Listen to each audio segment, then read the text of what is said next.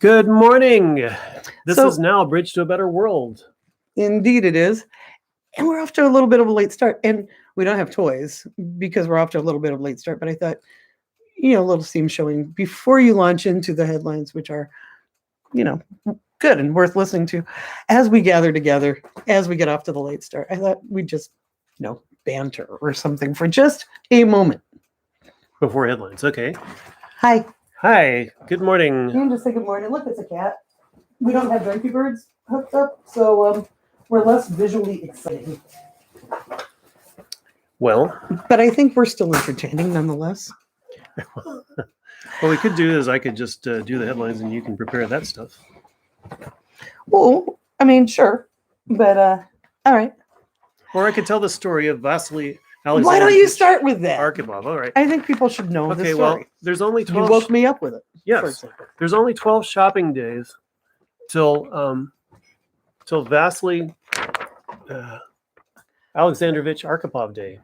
And if you're wondering why Sasha here is so important, well, in 1962, we had the Cuban Missile Crisis, and there was all kinds of things going on and all kinds of nasty stuff. And there was a submarine off Cuba, and they went down while there were confrontations between the U.S. fleet and the Soviet fleet over the presence of Soviet nukes in Cuba. And Khrushchev had put those nukes in Cuba, which were more threatening, much more threatening, because they had such a short launch window. Not that the U.S. had the capacity to shoot down ICBMs anyway, but this was that much worse. And things were just mean and nasty, and no one knew who was going to shoot who or whether. And they went down, and they heard all kinds of nasty noises while they were down there in that submarine. And they waited, and they waited, and they waited, and they waited, and they couldn't get any messages. And after a while, from the noises that they were hearing, they decided that war had broken out. And so the commanders on the submarine decided that they were going to launch a nuclear torpedo to clear out the U.S. ships, which it would have done nicely. It was a really big one. And also would have started World War III and pretty much ended any chance of you and me, say, breathing. I was 4 years old, and maybe you weren't born. I was not. And but Vasily said "niet," and he didn't just say "niet." He had to back off the other two who had launch authority and do so in a very vigorous manner. So whereas, Jesus might have saved your soul, that's up to you to decide. Vasily saved your ass. And the anniversary of that is the 27th. So maybe I'll have more to say about it. So what do you think? Shall I do headlines? Sounds good. Okay. This is now Bridge to a Better World. I'm Teresa Mitchell, Tiresias. And this over here, I'm just going to give you a peek. Hi. There she is Ani Raven Haynes, the witch. And I'm just going to get started. Got this from South China Morning Post. China has demanded further explanation from the United States over a collision involving a U.S. Navy nuclear submarine in the South China Sea last week, slamming the lack of information as irresponsible and expressing serious concerns about any nuclear leak. The incident takes place in the context of China's threatening warplane flights over Taiwan, U.S. Marines training Taiwanese in Taiwan, and belligerent statements from President Biden. I misspoke. U.S. Marines training in Thailand. The Chinese Foreign Ministry spokesman said on Friday, quote, "The United States should clarify more details of the occurrence, including the specific location, the intent of its navigation, and what kind of object the nuclear submarine had struck. Whether it caused a nuclear leak that would contaminate the marine environment, it's irresponsible and displays a lack of transparency on the part of the U.S. to deliberately delay and conceal the details of the incident," end quote. Zhao, the foreign minister, also blamed the accident on U.S. naval deployments in the South China Sea under the banner of freedom of navigation operations. As China and the United States strive to cool bilateral tension, the SEMP wrote in their editorial, good communication between the two sides' militaries has never been more important. It is a safeguard against a miscalculation or an incident that may undo diplomatic efforts and lead to confrontation. News of 2 days of talks between senior defense officials on both sides is therefore reassuring. And yes, Jabara, it is October 8th. I'm not on the road yet. Vasily, where are you? We need you, Vasily. Vasily has passed away. He had a long life. He lived into his 70s. From Mother Jones. A Mother Jones investigation drawing on public video footage, congressional testimony, and documents from more than a dozen federal criminal cases reveals that various Trump supporters descended on D.C. on January 6th, armed for battle with guns and other potentially lethal weapons. At least 3 people arrested in connection with the insurrection are facing charges for carrying firearms on Capitol grounds. At least 8 others carried knives or tasers at the Capitol, including 2 defendants who allegedly committed assaults with tasers, according to the FBI and court documents. Multiple others arrested downtown and in the vicinity of the Capitol had rifles, pistols, explosive materials, and large supplies of ammunition. And communications among numerous January 6th suspects, detailed in court documents, indicate that many of their fellow insurrectionists were armed with guns. So that's all come out as Rolling Stone reports. The Senate Judiciary Committee, in a report released Thursday, revealed new information about how Trump tried to pressure Department of Justice officials to back up his claims of election fraud, leading top officials to threaten resignation. The report issued by the Democratic majority says that Trump directly and repeatedly asked the Department of Justice acting leadership to initiate investigations, file lawsuits on his behalf, and publicly declare the 2020 election corrupt. The report describes a meeting that took place January 3rd between Trump and DOJ officials, including then acting Attorney General Jeffrey Rosen and his deputy. According to Rosen, Trump began the meeting by saying, quote, "One thing we know is you, Rosen, aren't doing anything to overturn the election," end quote. For the next 3 hours of the meeting, Trump discussed his plan to replace Rosen with Justice Department official Jeffrey Clark, who had said he would investigate the president's voter fraud claims. That is just such a through the looking glass kind of story, isn't it? It's Yeah. just, for it's the stuff that movies are made of, but you don't actually expect that shit to go down in real life. A president yelling, "Well, we know you're not going to help me be absolutely, corrupt and break every, principle and law known to democracy. So who's in?" He's not known Don't for you think it'd be subtlety, really kind of cool if you had that kind of power? It was kind of a clown car coup, and as people have noted about Hitler's beer hall putsch, it was considered ridiculous at the time, but they use it for practice. They get better. That's exactly the thing. Yeah. So, from Common Dreams, with an open letter expressing the utmost alarm about the state of our climate system, over 330 scientists Thursday urged President Joe Biden to declare a climate emergency. Thank you. And swiftly put an end to a fossil fuel-based energy system. Dr. Shay Wolf, climate science director at the Center for Biological Diversity, was quoted saying, "When scientists across the U.S. are imploring the president to get the country off fossil fuels, it's time to listen," end quote. The letter, an effort organized by biologist Dr. Sandra Steingraber and climate scientist Dr. Peter Kalmus, along with advocacy groups Center for Biological Diversity and Food and Water Watch, frames the current moment as a time of peril that must be met with emergency action.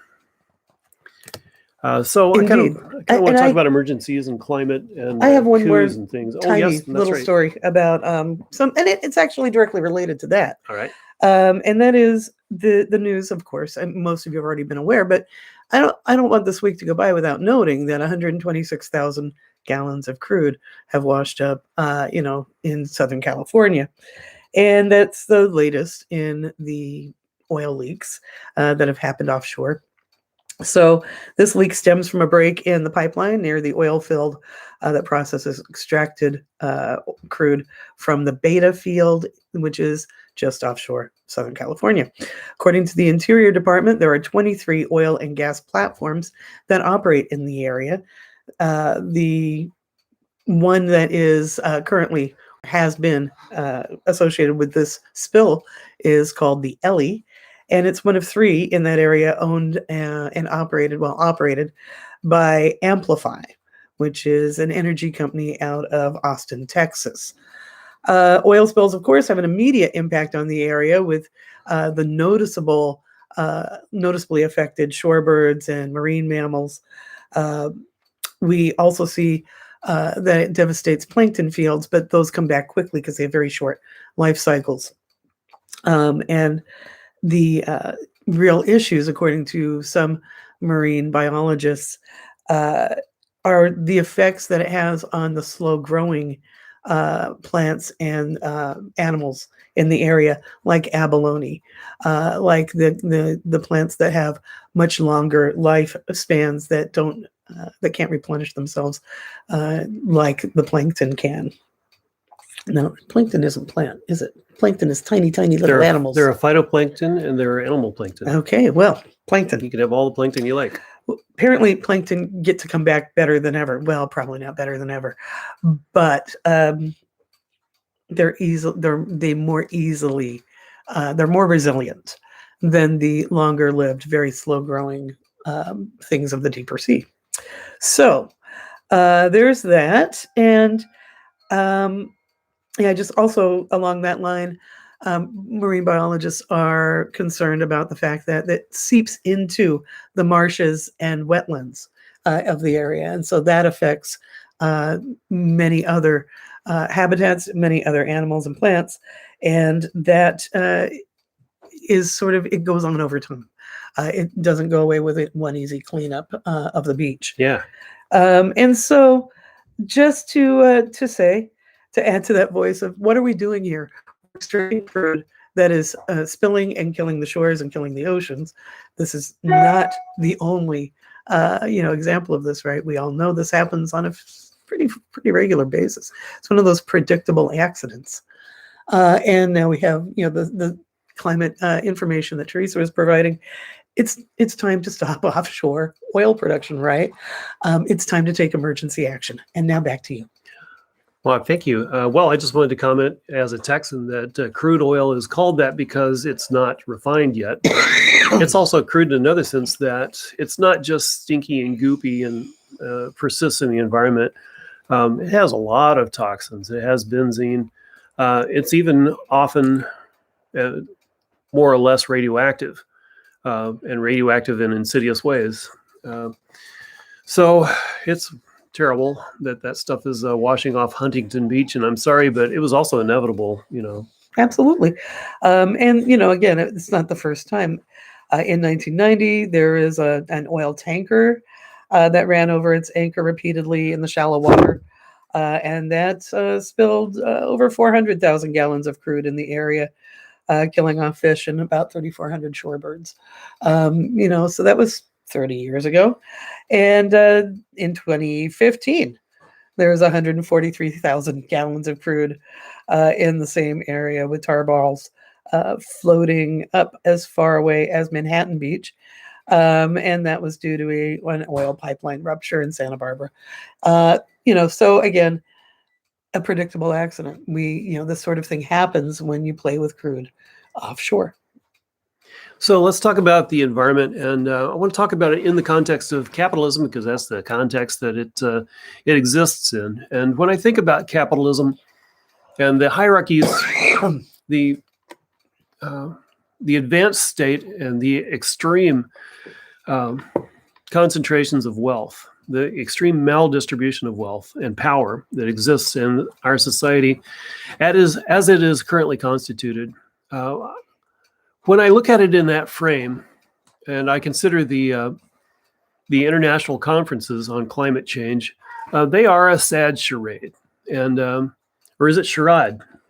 Charade or charade? Potato. Yeah. Cicada. That. I mean, we can get these nations together, and the ones that are not is absolutely in the position of licking the boots of capitalism, like the United States. May be able to do this and that against climate change, but they won't have the funding that the United States, potentially does. And I say potentially because we absolutely will not tax the rich. I mean, right now, the very small and reasonable reforms that are being made to move towards decarbonizing, and by the way, hiring some people at decent wages in the United States are being fiercely fought by the people who really have the power. Certainly the Koch brothers, but also through the Koch brothers to the National Chamber of Commerce. I mean, they are reminding all of the senators right now. They don't have to remind the Republicans because they just love the taste of Shinola, but they're reminding the Democrats right now that they not only are not going to be contributing to their campaigns, but they'll be actively campaigning against them if they do not kill this attempt to make the U.S. society better, because it would require them to part with some small fraction of their gigantic billionaire wealth. Absolutely unacceptable. Their ferocity is unending and automatic. So I was thinking about that in the frame of capitalism, and I saw a response when I was dinking around on Reddit. By the way, on Reddit, I'm teratogenic17. Good luck spelling that. I was going to say, can you just put that in the just put it in the comments. I think it'll be better. TERA, teratogenic17. Anyway, someone wanted to talk about, whether we are all doomed by 2050, because 2050 keeps coming up in comments that we find on the news is like, if this keeps up by 2050, blah, blah, blah. Or, as Gretchen says, blah, blah, blah. Greta Thunberg, excuse me, Gretchen. Which Gretchen? Mary, whatever her name is. I'm getting old.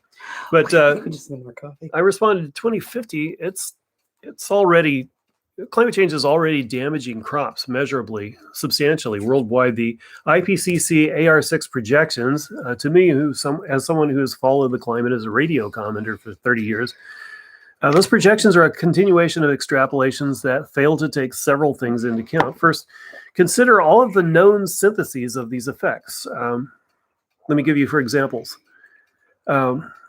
Soot damaging ice and snow albedo, which leads to the ice melting, which leads to more soot from fires in the mountains where the glaciers can't feed the forest streams. It's a circular effect. It worsens itself. Or large permafrost methane releases, causing more methane releases via warming, because methane is so efficient at that. Or soil drying from droughts, causing heat domes, which worsen droughts and cause more heat domes. These things work together, and some of these spiraling effects are modeled, but rarely or never all of them. And this is why things keep outstripping the models. We simply don't know all of it. We can see that we can't extrapolate just following the curve after we graph it out. Yeah, so I mean, what you're saying is there are feedback cycles that are a part of the total climate change that we haven't even recognized yet, and they're already in effect. So it's like we recognize them after we notice the effect for long enough that it's already harming us. Right, and then we can quantify it. That's helpful. Right, and the scientists aren't stupid. They're far from stupid. These are the people who ran rings around you in science and math classes. But there is a certain constraint in the way that science is presented to the public, to the press, and how it affects our leaders, that these careful and limited studies cannot get the big picture, even though sometimes they seem to try. These effects continue to be discovered. So actually, whereas we know more are coming, we can't actually get a mathematically precise model of them yet. We should also consider that humans are acting out of desperation. This is the capitalism coming into play, acting out of desperation from economic effects on the ground, burning whatever cheap fuels they have at hand, for example. This last one would be easy to address if not for our insistence on capitalism and the siloing of wealth with the rich. There is clearly, and that is not talked about in the climate talks. We have yet to see in the international climate talks any reference to, we as the rich countries will hereby provide a massive fund directly subsidizing Brazilian farmers so they have no inclination to destroy their own heritage and the world's need. No inclination to burn the Brazilian rainforest. No, instead we have the Brazilian president, who is a maniacal capitalist, saying, go out there and, burn the rainforest and grab all the cash you can. And that's what a great guy I am, so support me. Never mind the fact that they're the lungs of the world, and the entire world is reliant upon the continuation of the forest, not to mention the people who actually live there and their entire ways of life, their lives are dependent on that forest. Because the dollar, which goes away real fast, is, of course, the thing that you have to pursue above all else. Yeah, and you got the United States It's a sickness. and other rich countries showing up at these climate talks saying it's bad to burn the rainforest. Could have stopped it. Absolutely could have stopped it before it ever started with the massive, the multi-trillion-dollar reserves that the United States has available to it. But we can't tax the rich and get those trillions because that would be bad. Anyway, So there's an acceleration in the number of deleterious effects, and they outstrip the projections because of what I outlined. More science needs to be done. So my gestalt is not so sanguine. As far as 1996 projections went, this is 2050. Mass hunger is only a few more heat domes away. And we have never had such heat domes before. This is a new thing. We have already had an increasing refugee problem within the United States from Katrina, Harvey, Maria, and a lot of incidents that just sort of passed by, extreme weather events, flooding in various locations, those derecho winds that have just ripped through agricultural communities and destroyed their infrastructure. People are displaced by that. So that kind of misery has already started. This is 2050. This is the apocalypse. And about those heat domes, it was 117 degrees Fahrenheit on my porch. I couldn't believe it. I went out briefly and took a photograph of my thermometer. If that heat dome had lasted 3 weeks instead of 3 days, it could have killed most of us. The power would have failed. And think about it. When it's 117 out day after day and the power has failed, how do you cool down? Well, you can get in the shower, I suppose. I was going to say, I would be in a bath. But day after day after day, the heat will go through the moderating influence of your house until everything in your house is 117, and you're not going to survive that. And so people would have gone down to the river. And I imagine people would have drowned. I mean, if you think it through, hello, summer 22, it could start then. We don't know. A friend of mine used to point out that if you boil a frog slowly, it doesn't jump out of the pot. And this is what has happened to us. I saw an article, an editorial in the Scotsman saying, we could reach a situation where the frog is being boiled slowly. The frog started 25 years ago, right? Like the frog's dead. We are the ghost of the frog? I don't know, but the frog is soup. And then the analogy fails and we're done. I know. We just need to see it. It's right in front of us. We are living in a disaster of zoonotic diseases. Hello, COVID. Yeah. It's a zoonotic disease. We have fascist police. We have homeless families. Children are homeless. We have devastating wages, inaccessible healthcare, and mega storms that could trash whatever we have left at any minute. This is, in terms of those projections, 2050. We don't have 28 years and 3 months to wait for the apocalypse. It has begun now. So that was what I had to say about that. And you have something to say too, I can tell. Well, I was just along those lines, thinking about how far we need to turn our society back, and how we get to my half of this is to actually try to think of the hopeful in this scenario. And we know that when push comes to shove, when we experience disasters, we do tend to come through for each other. We find our humanity and we coalesce. We've seen that time and time again. In our modern history, we saw it with Hurricane Sandy, with communities that had sort of come together and created mutual aid networks through Occupy, and then Hurricane Sandy came through a few years later with the unprecedented weather event of hurricanes in New York. Now we've seen that is not necessarily just because it was unprecedented, doesn't mean it's unique now, and so I guess what I'm saying is I want to see us really spending time putting our energies into those resilient networks, into creating mutual aid support, into creating ways to become self-reliant as communities, because we're not going to be able to rely on a central authority. I don't think the center's going to hold, right? As Teresa's describing the further machinations of climate change, we're going to see more problems across the board. The central governments are going to be taxed, and we really do need to take care of ourselves, not only to deal with the effects of climate change, but also in that effort, perhaps, to stop it. Because as we've said, there comes a point where you cannot cooperate with the system, right? There comes a point where you have to really think about where your power lies and taking that power to say, I cannot cooperate with a system that is killing the planet. I cannot cooperate with a system that's killing the earth. So does that mean a general strike? Does that mean participating in community-wide efforts to say we are not cooperating with the platforms offshore, that are extracting the crude? We are not cooperating with offloading these ships that have raw timber or raw crude. We're not going to cooperate with whatever it is that is devastating the planet in your area. To think about where you can apply your personal power and to cooperate with others and amplify that. The resistance of our capitalist system to actually changing things isn't entirely based on cash. The maldistribution of wealth is the outcome that the capitalists most desire. It's because, there are many tendencies in a human being, and some of them are just frankly degenerate. And the thing that capitalism is encouraging in this case is some of our most degenerate tendencies. And the one that I'm thinking of is the pleasure that one feels. There's probably a German word for this. When German word for everything. When seeing that you're doing better than someone else. And the billionaires live on this. This is all they have left because they've competed for billions. They compete with each other in very silly ways, watches that cost millions of dollars and things like this.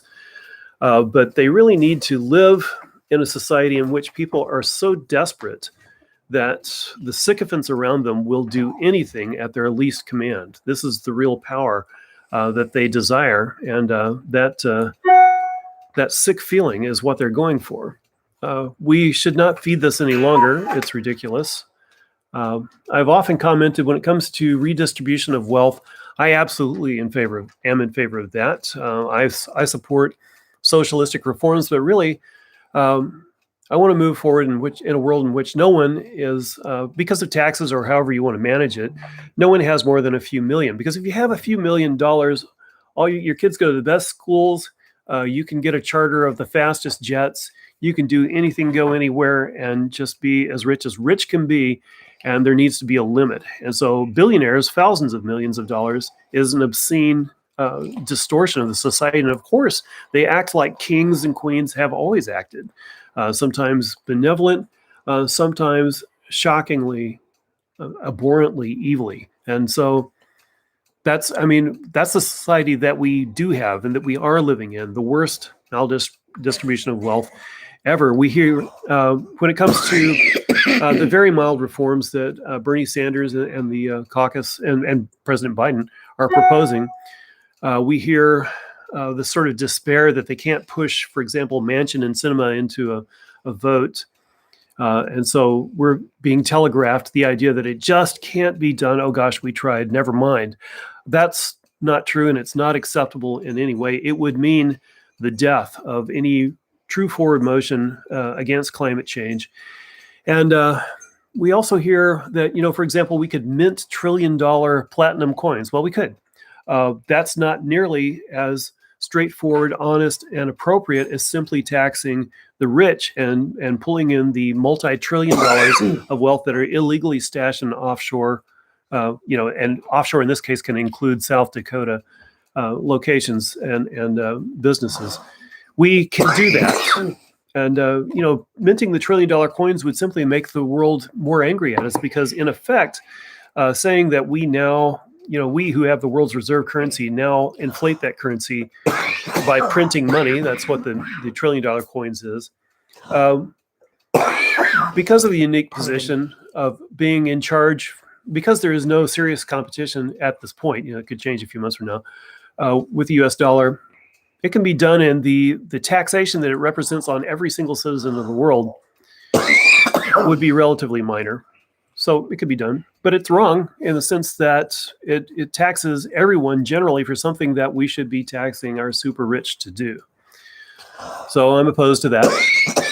It's marginally better than doing nothing, which leaves us in this serf-like state where right now, let's see, I don't have very many, obviously, homeless people on my street. I can see a couple down there, but it's just a few blocks over to the freeway where there is this vast and piteous squalor going on. Why do we accept this? I mean, how can they? How do we accept this as the treatment of our fellow human beings? What does the American flag mean? And they wave that flag every chance they get. The little Chinese-made American flags next to the person standing with a sign saying, "Please give me something to eat."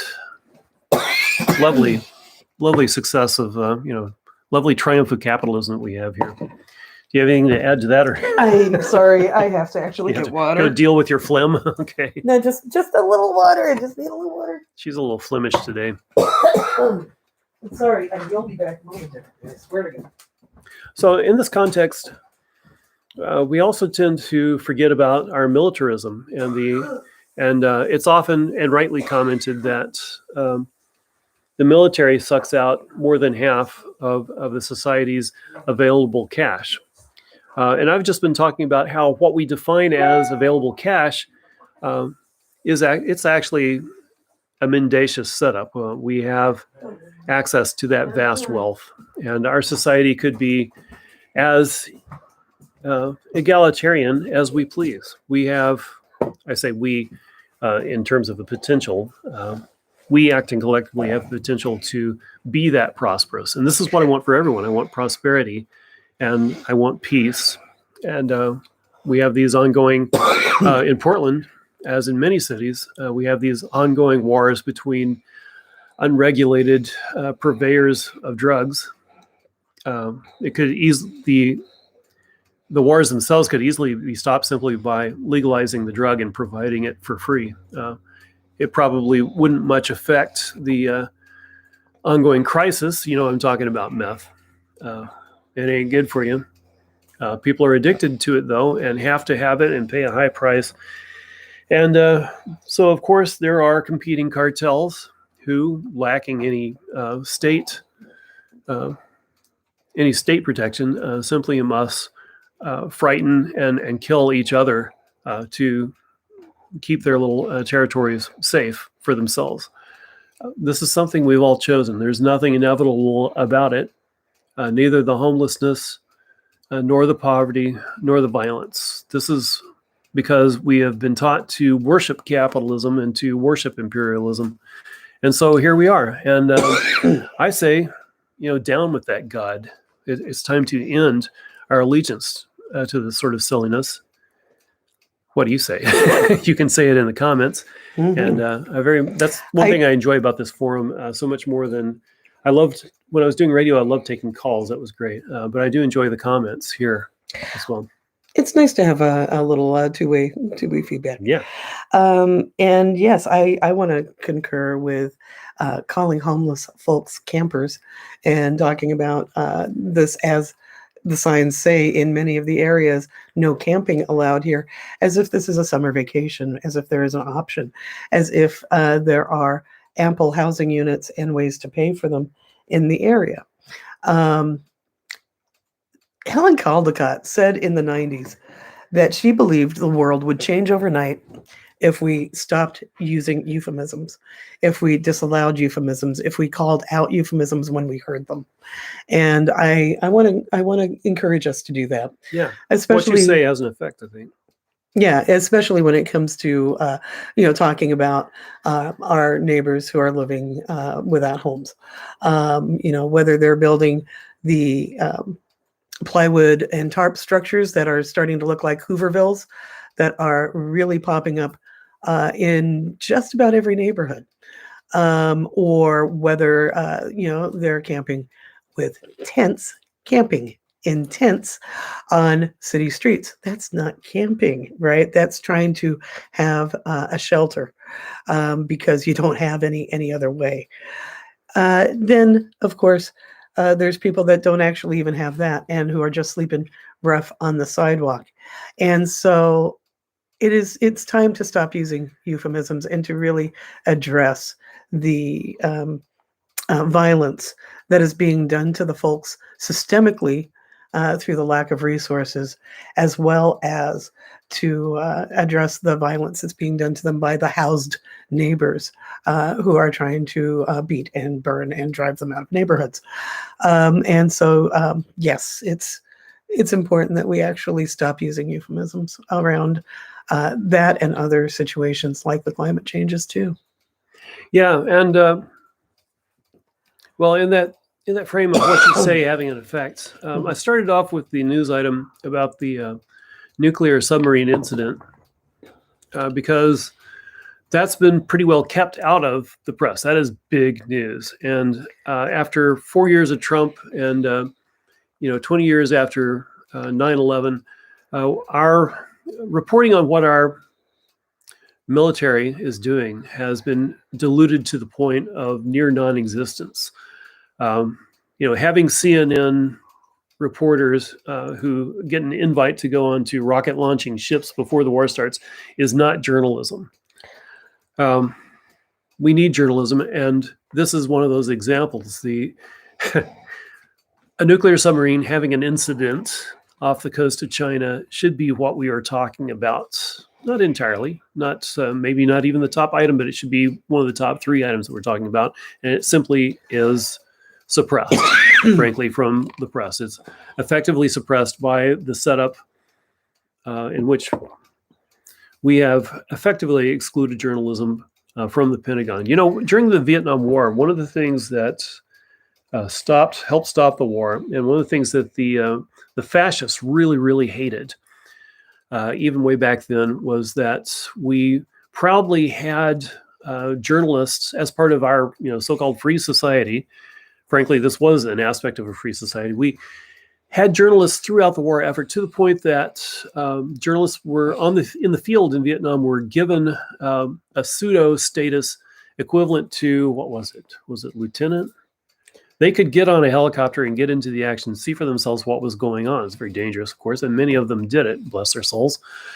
That would be unheard of now. If you want to be embedded with the troops, well, that's quite different, and you are put in a situation in which you are not effectively allowed to report immediately or critically. So it's not reporting. Embedding with the troops is not in the greater sense reporting. And now we have damn near total secrecy on what's going on. So it took the Chinese to tell us that there is an extremely dangerous incident, or was an extremely dangerous incident off the coast, and a U.S. nuclear-powered submarine has been damaged, and we don't know in what ways, and neither do the Chinese, apparently. Somebody knows. It just brings back the early 80s to me. I don't think it's time that we can really pay some attention to disarming the world, right? We've just had the failed war, if you can call it that, because I think it actually turned up quite a lot of profits for the war profiteers.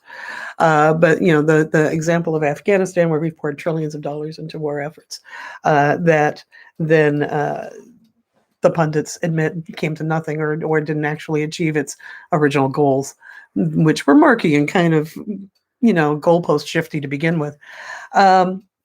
I think it's time that we really, again, it's the national pressure, it's the international pressure to turn the world's priorities around, disarming the world, and looking at ways to actually increase our food production, actually increase levels of, actually deal with our climate change, actually increase our health and safety of people that live here on this planet.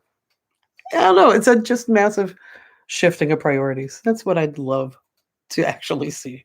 That's what I'd like to see us learn from, things like the war efforts, the Cold War efforts of the 80s. Why do we need to go back to mutually assured destruction? It's never actually stopped. Why do we need to keep learning this lesson over and over again, or keep not learning this lesson over and over again? Good question. Shall we? Let's. All right. So, a couple of things. This is where I get to relax my back. Let them have it, Witchy. A couple of things. Just to note the importance of flexibility. I know last week we had talked about the fact that Teresa would probably be doing the show by herself this week as I hit the road. But in fact, as someone's pointed out, I'm not on the road just yet. I have this cough, and that started just about the time we were just about to leave. So there's a couple of us that were on the trip that are now getting over a head cold. Yes, we've had multiple negative COVID tests. No, we don't have COVID. Yes, we have a head cold. And so It's so much fun. it's rather than take to the road coughing and creating a small panic wherever we pull in, we thought we'd just wait for a minute. And yeah, here we are. So there's that. But thanks for your questions. Also, just in terms of the tarot for this week, the energy that is prevalent that we can look at and take advantage of or try to dodge, as the case may be, it's interesting, right? When is it not interesting? So we have the Three of Cups, we have the Ace of Wands, and we have the Three of Swords. What the general feel of this is, there's a lot to be shared and a lot to be enjoyed. There's the Three of Cups really talks about just an abundance of pleasure, an abundance of good feelings shared with friends and family, and a warning not to overindulge. There's that fine line between celebration and whoopsie doodles. Now I'm puking, and so there's that line is noted as the Three of Cups and the Three of Swords were both inversed. So do celebrate, take pleasure in what we can, and make sure that you're also able to focus on what needs to be done in the morning. There's the Three of Swords, which talks about the conflict really between the analytical self and the feeling self. And the fact that it's inversed gives a little more hope, a little more like maybe that conflict is, some of us are figuring out how to better resolve that conflict in our own lives and how to actually value both the analytical and the emotional self to a point of being able to harmonize them and sort of heal some of that previous conflict that many of us have experienced.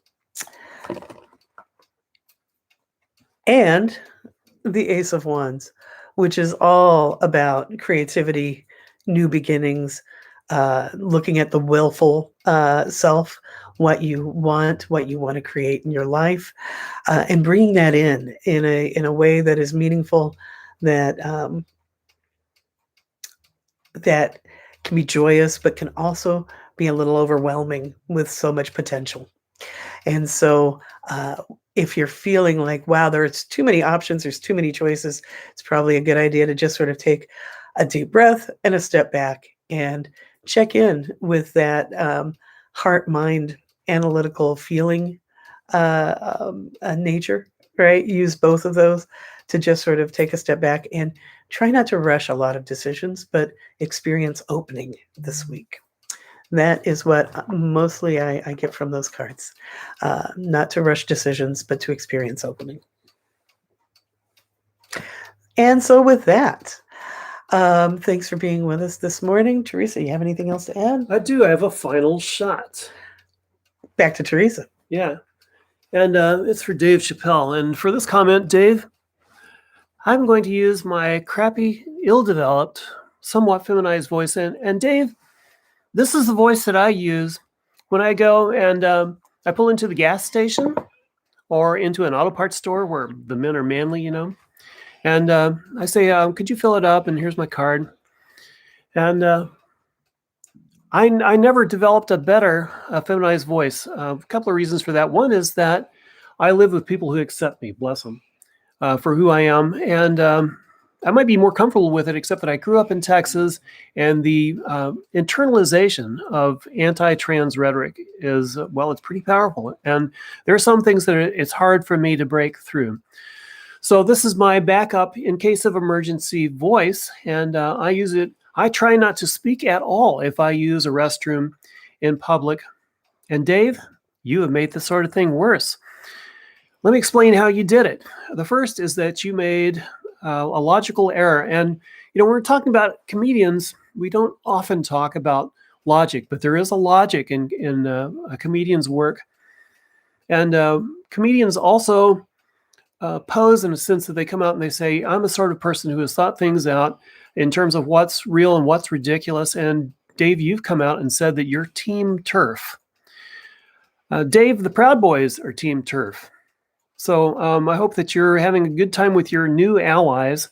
The fact is, it's not a zero-sum game. And if white trannies like me, who are full of whiteness and enjoy the privilege of and have, in my case, lingering habits of being a race hegemon, that's bad. And it doesn't, putting us down doesn't help you a bit. And Dave, you seem to have forgotten that the people who suffer the worst violence are people of color in the United States, GLBTQ people of color.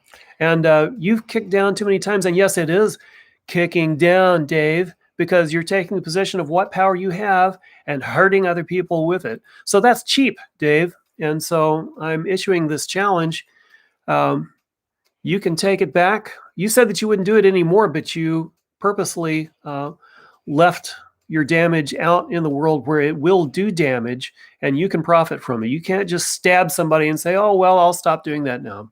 No, you've got more work to do. So Dave, take it back. And if you want, then I say boycott Dave Chappelle, fuck him, and fuck Netflix for platforming you. And if Netflix doesn't deplatform you, then I'm calling on the GLBTQ community to boycott Netflix and to make it public and to make it hurt, because that's what they pay attention to. Thank you for listening to my final shot. Look at your TED Talk this morning. Yeah.